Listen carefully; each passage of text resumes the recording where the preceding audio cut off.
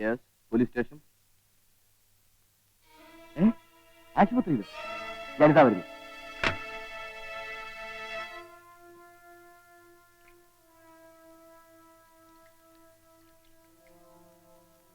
രക്തം മുഴുവൻ വാർന്നു പോയിട്ടുണ്ട്. എനിക്ക് സംശയമാണ്. ഓ, ഐ സി.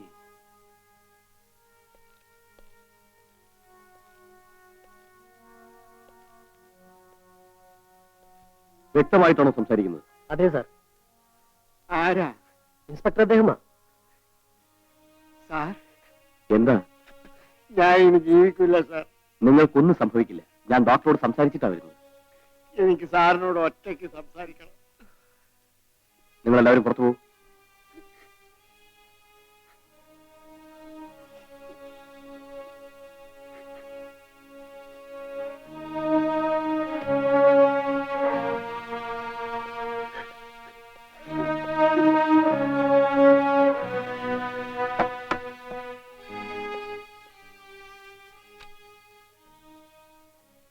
ഞാൻ ഒറ്റയ്ക്കേ ഉള്ളൂ. പറയൂ. രാമുവിന്റെ മനസ്സ് മാറില്ല സാർ. എന്റെ മോളെയും കുഞ്ഞിനെയും അവ തിരിഞ്ഞു പോലും നോക്കൂല സാർ. അതിനെക്കുറിച്ചൊന്നും ഇപ്പൊ ചിന്തിക്കണ്ട. എന്റെ മോള് ചീത്തയല്ല സാർ. അവൾ ആരെയും കൊന്നിട്ടില്ല. ഞാൻ ഗസ്റ്റ് ഹൗസിൽ വാച്ചറായിരിക്കുമ്പോഴാണ് ആ സംഭവം നടന്നത്.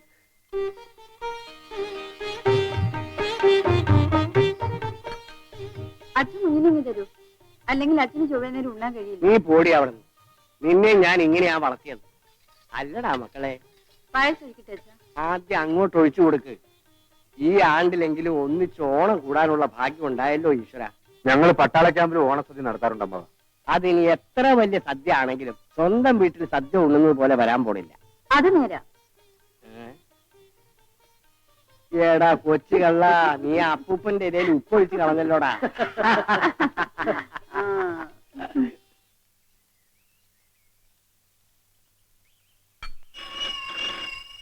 വേലായുധ, അതാരാണെന്ന് നോക്കി. ഹലോ, അതെ ഗസ്റ്റ് ഹൗസാ.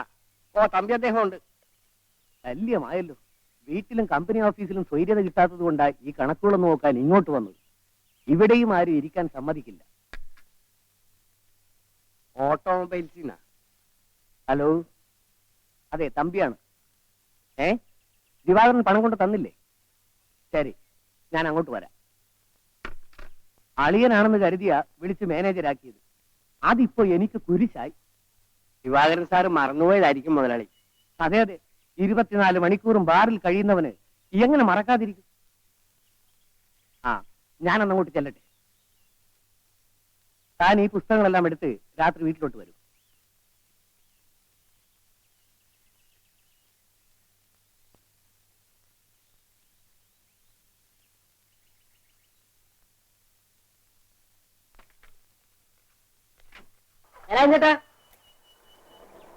എന്താ ബാല? നിങ്ങളുടെ മരുമകനെ പട്ടാള ക്യാമ്പിൽ ടെലഗ്രാം വന്നിരിക്കുന്നു. വേഗം വീട്ടിലോട്ട് ചെല്ലാൻ. എന്റെ ഈശ്വര, നാട്ടിൽ വന്നിട്ട് 4 ദിവസം തയ്ച്ചു നിൽക്കാൻ പറ്റുന്നില്ലല്ലോ. ആ, നീ പൊയ്ക്കോ, ഞാൻ ഗസ്റ്റ് ഹൗസ് പൂട്ടിയിട്ട് വന്നേക്കാം.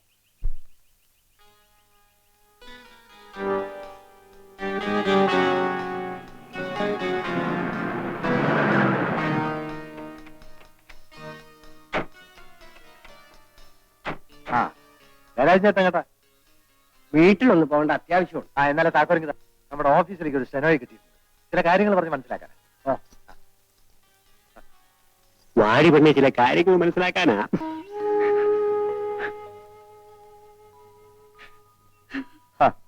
നീ ഇങ്ങനെ കരഞ്ഞാലോ? എമർജൻസി ടെലഗ്രാം അല്ലേ വന്നത്? എനിക്ക് പോവാതിരിക്കാൻ പറ്റുമോ? മോനെ, അച്ഛൻ പോയിട്ട് വരട്ടെ.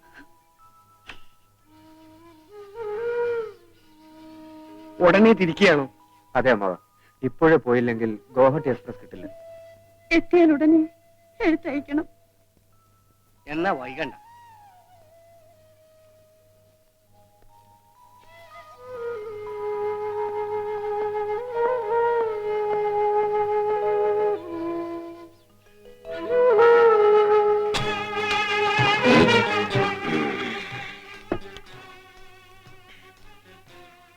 അകത്തേക്ക് പോയിക്കോ.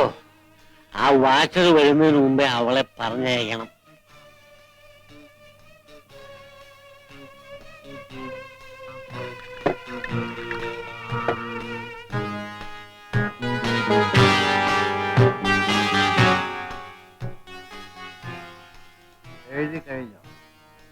എഴുതി കഴിഞ്ഞു സാർ.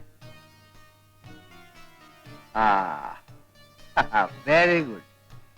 ഇത് തന്നെയാണ് കമ്പനി സ്റ്റേറ്റ്മെന്റിന്റെ മോഡൽ.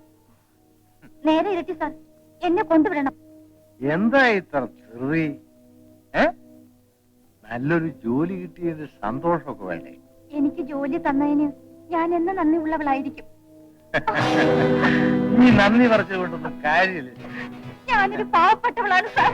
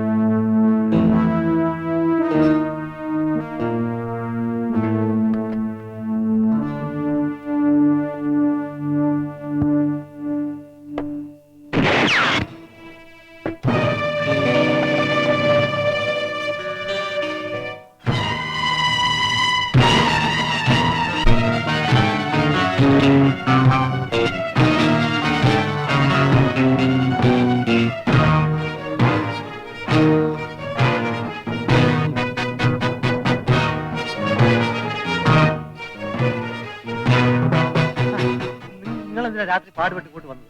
താക്കോല് ഞാൻ വീട്ടിലെത്തി. അപ്പോഴത്തെ ധൃതിക്ക് ഞാൻ അലമാരകളൊന്നും കൂട്ടാതെയാണ് പോയത്. എല്ലാം ഞാൻ പൂട്ടിക്കോളാം. നിങ്ങൾ നടക്കാം.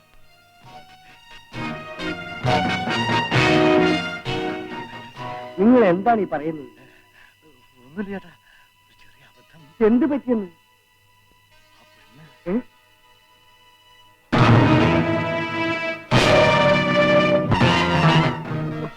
മഹാഭാവികളെ, നിങ്ങളെല്ലാം മനുഷ്യ ജന്മങ്ങളാണ്. അറിവില്ല ചെയ്തു പോയതാണ്. ചേട്ടൻ ആരോടും പറയരുത്. പറയരുതെന്നു? നിങ്ങൾ ചെയ്ത കൊലപാതകത്തിന് ഞാൻ ശവം ചുമക്കണോ? വേണ്ട, കാറിൽ എടുത്തിട്ട് ഞങ്ങൾ എവിടെയെങ്കിലും കൊണ്ടുപോയി കാണോളാം. ചേട്ടൻ ഞങ്ങൾ ചതിക്കാതിരുന്നാ മതി. ശവം കായലിട്ടിരിക്കുന്നു. അതെ മുതലാളി, ഇന്നലെ രാത്രിയിൽ കാറിൽ കൊണ്ടുപോയിട്ടതാ. എന്നിട്ട് ആ പെങ്കൊച്ചിനെ ഗസ്റ്റ് ഹൗസിൽ കൊണ്ടുവന്ന വിവരം എങ്ങനെയോ പോലീസ് അറിഞ്ഞിരിക്കുക. വേലായുധ, അവിടെ പോലീസ് വരികയാണെങ്കിൽ നീ നടന്നതെല്ലാം അതുപോലെ തന്നെ പറയണം. ദിവാകരൻ സാറ് അവന്റെ തന്തയായാലും എനിക്ക് പ്രശ്നമല്ല. ഞാൻ കമ്പനി വക ഗസ്റ്റ് ഹൗസ് ഉണ്ടാക്കിയിരിക്കുന്നത് പെമ്പിള്ളേരെ ബലാത്കാരം ചെയ്ത് കൊല്ലാനല്ല. തെറ്റ് ചെയ്തവൻ ശിക്ഷ അനുഭവിക്കണം. ഇപ്പോഴാണ് മുതലാളി എനിക്ക് ധൈര്യം വന്നത്. ഞാനും ഒരു പെണ്ണിന്റെ തന്തയാ. ഈ നീചന്മാര് ഇനി ആരോടും ഇത് ചെയ്യാതിരിക്കുന്ന കാര്യം ഞാൻ ഏറ്റു.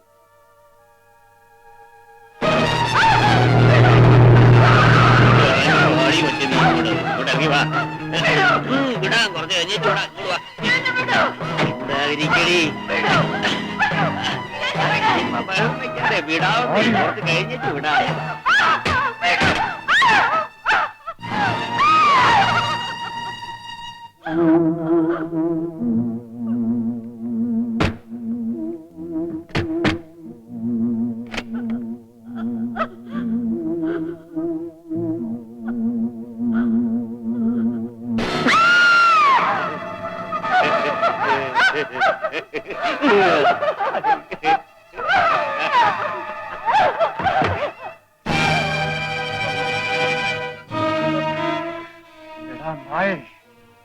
ഞങ്ങൾ ആ പെണ്ണിന്റെ ശവം കായലിൽ കൊണ്ടിറങ്ങി തെളിവില്ലാതാക്കി. എന്നിട്ടും താൻ പോലീസുകാരോട് കണ്ടതുപോലെ പറയാൻ പോവാണല്ലേ?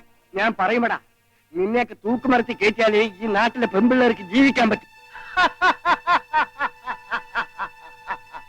എന്നാലേ താൻ കണ്ടത് പറയാൻ പോകുന്ന കൂട്ടത്തിൽ ഇപ്പൊ കാണാൻ പോകുന്ന കൂടി ചേർത്ത് പറഞ്ഞേക്കും.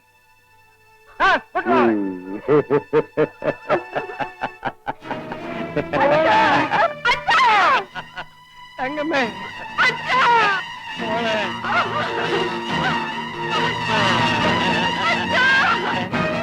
എടാ ദ്രോഹി, നീ എന്നെ വേണമെങ്കിൽ കൊന്നു, എന്റെ മോളെ വിട. മോളെ എടാ ദ്രോഹി, തുറക്ക മോളെ, മോളെ തുറക്കണം.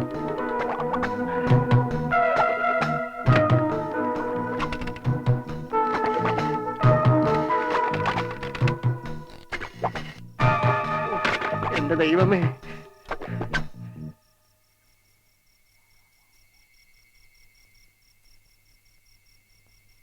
സാർ ഗസ്റ്റ് ഹൗസിലെ ഫോൺ കേടാണെന്നാ തോന്നുന്നത്, വിളിച്ചിട്ട് കിട്ടുന്നില്ല. നാശം. ആട്ടെ, ദിവാകരന്റെ വല്ല വിവരമുണ്ടോ? ഇന്നലത്തെ ആ സംഭവത്തിന് ശേഷം ഇങ്ങോട്ട് വന്നിട്ടേ ഇല്ല. ഏതായാലും ഞാൻ ഗസ്റ്റ് ഹൗസ് വരെ ഒന്ന് പോയിട്ട് വരാം. അലമാരയിൽ നിന്ന് ആ തോക്കും എടുക്കും. ഓ,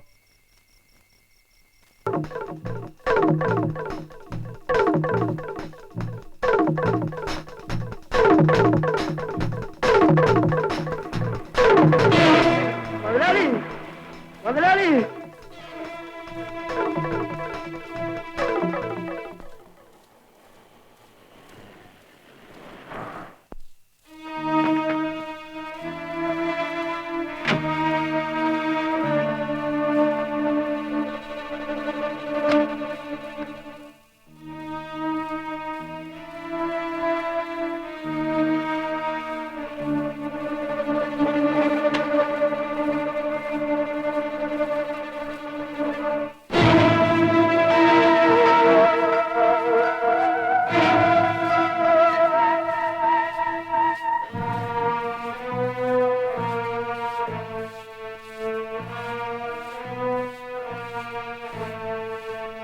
ദിവാകര, നീ മരിക്കണം. നീ ജീവിച്ചിരുന്ന പല പെണ്ണുങ്ങളും നശിക്കും. അത് പാടില്ല. നീ ഒരു പരമദ്രോഹിയാണ്. നിന്നെ പോലെയുള്ളവർക്ക് ഈ ലോകത്ത് ജീവിച്ചിരിക്കാൻ അർഹതയില്ല. നീ ഇപ്പൊ തന്നെ മരിക്കണം. മുതലാളി,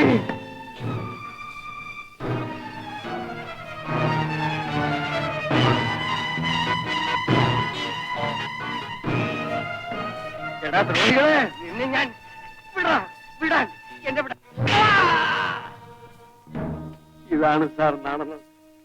എന്റെ കാഴ്ചയും പോയി. ദിവാകരന്റെ പണവും സ്വാധീനവും കൊണ്ട് എന്റെ മോളെ കൊലപ്പുള്ളിയാക്കുകയും ചെയ്തു.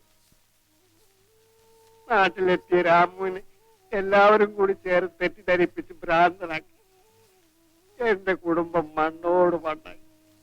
കരയാതിരിക്കും. ഞാൻ പോയാൽ എന്റെ മോളും കുഞ്ഞും തെരുവിലാണ്. എന്നെങ്കിലും രാമു മനുഷ്യനായി തിരിച്ചു വന്നാൽ അവന്റെ കയ്യിൽ എന്റെ മോളെയും കുഞ്ഞിനെയും